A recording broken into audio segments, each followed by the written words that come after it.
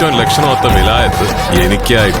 പൃഥ്വിരാജിന്റെ പുതിയ picture Vilayath ബുദ്ധയുടെ trailer വന്നപ്പോൾ തന്നെ വീണ്ടും വിലായത്ത് എന്ന വാക്ക് എൻ്റെ മനസ്സിലേക്ക് വന്നു. നമ്മളിങ്ങനെ ബിലാത്തി ചക്കയും ബിലാത്തി കൂവയും ബിലാത്തി കുളവും ഒക്കെ കേട്ട് വളർന്നുകൊണ്ടായിരിക്കാം വിലായത്ത് എന്ന വാക്കിനോട് ഒരു കൗതുകം തോന്നി. തോട്ട് ഫോക്സിൽ ഇത് വാക്ക് വന്ന വഴി വാക്ക് വേ.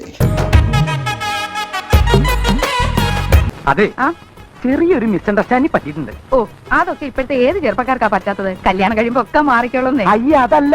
ഞാൻ ഉദ്ദേശിച്ച ബിലാത്തിയും ഈ വിലായത്തും ഒന്ന് തന്നെയല്ലേ?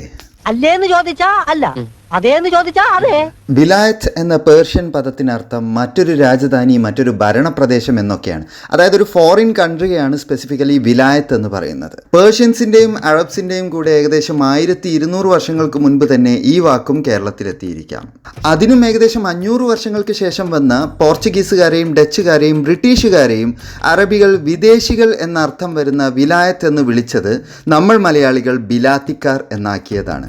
ഇതിൽ തന്നെ പൊതുവെ ബ്രിട്ടീഷുകാരെയാണ് നമ്മൾ ബിലാത്തിക്കാർ എന്ന് വിളിച്ചിരുന്നത്. ബ്രിട്ടീഷുകാർ കൊണ്ടുവന്ന ആരോ റൂട്ടിനെ നമ്മൾ ബിലാത്തി കുവ എന്ന് വിളിച്ചു. നമ്മുടെ ഈ കൂവപ്പൊടിയൊക്കെ ഉണ്ടാക്കുന്ന കുവ.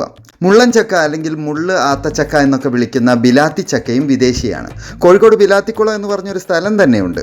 വിലായത്ത്, ബിലാത്തി എന്നീ വാക്കിൻ്റെ ഉപയോഗത്തെക്കുറിച്ച് വലിയ പരാമർശം എവിടെയും കണ്ടില്ലെങ്കിലും നമ്മൾ അതിന് ഉപയോഗിച്ച പ്രാധാന്യം നോക്കുകയാണെങ്കിൽ മനോരമയിൽ പ്രസിദ്ധീകരിച്ച ബിലാത്തി വിശേഷം എന്ന ബ്രിട്ടൻ യാത്രാ വിവരണം പിന്നീട് 1916-ലും 1959-ലും പുസ്തകമാക്കി തന്നെ പ്രസിദ്ധീകരിക്കുകയുണ്ടായി. പൂർണ്ണമായും ലണ്ടനിൽ ചിത്രീകരിക്കുമെന്ന് പറഞ്ഞ രഞ്ജിത്തിന്റെ മോഹൻലാൽ ചിത്രത്തിനിട്ട പേരും ബിലാത്തി കഥ എന്നായിരുന്നു. ആ പ്രോജക്റ്റ് പിന്നീട് ഡ്രോപ്പായി. ഇനി വിലായത്ത് ബുദ്ധ എന്നതിലെ വിലായത്തിനർത്ഥം എക്സ്പോർട്ട് ക്വാളിറ്റി, പ്രീമിയം എന്നൊക്കെയാണ്. അതിലും വിദേശത്തേക്കുള്ളത് എന്ന അർത്ഥം തന്നെയാണ് വരുന്നത്. ഏറ്റവും മുന്തിയ ഇനം എ ക്ലാസ് ചന്ദനത്തിനാണ് വിലായത്ത് ബുദ്ധ എന്ന് പറയുന്നത്. മികച്ച ബുദ്ധ വിഗ്രഹങ്ങൾ ചന്ദനത്തടിയിലാണ് കൊത്തിയെടുക്കുന്നത്. വളവും പുളവുമില്ലാത്ത വിലായത്ത് ചന്ദനത്തിൽ കൊത്തിയെടുത്ത ബുദ്ധ വിഗ്രഹങ്ങൾക്ക് വിദേശങ്ങളിൽ വൻ ഡിമാൻഡാണ്.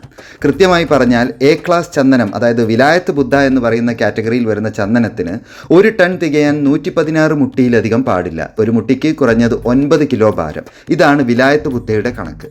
2020-ൽ നമ്മുടെ GR ഇന്ദുഗോപൻ സാർ എഴുതിയ വിലായത്ത് ബുദ്ധയുടെ ദൃശ്യാവിഷ്കാരമാണ് പൃഥ്വിരാജിന്റെ പുതിയ പടം. സംഭവം മറയൂർ ചന്ദനം പോലെ തന്നെ നല്ല പ്രീമിയം ക്വാളിറ്റി ഒരു നോവലാണ്. നിങ്ങൾ വായിച്ചു നോക്കുക. പേർഷ്യനിലെ വിലായത്ത് നമ്മുടെ ബിലാത്തി ആയതും അധികം ആരും ഡിസ്കസ് ചെയ്തിട്ടില്ലാത്ത വിലായത്ത് ബുദ്ധ എന്ന കൺസെപ്റ്റും വന്ന വഴി ഇതാണ്. And you heard it on Thought Fox by Ramesh.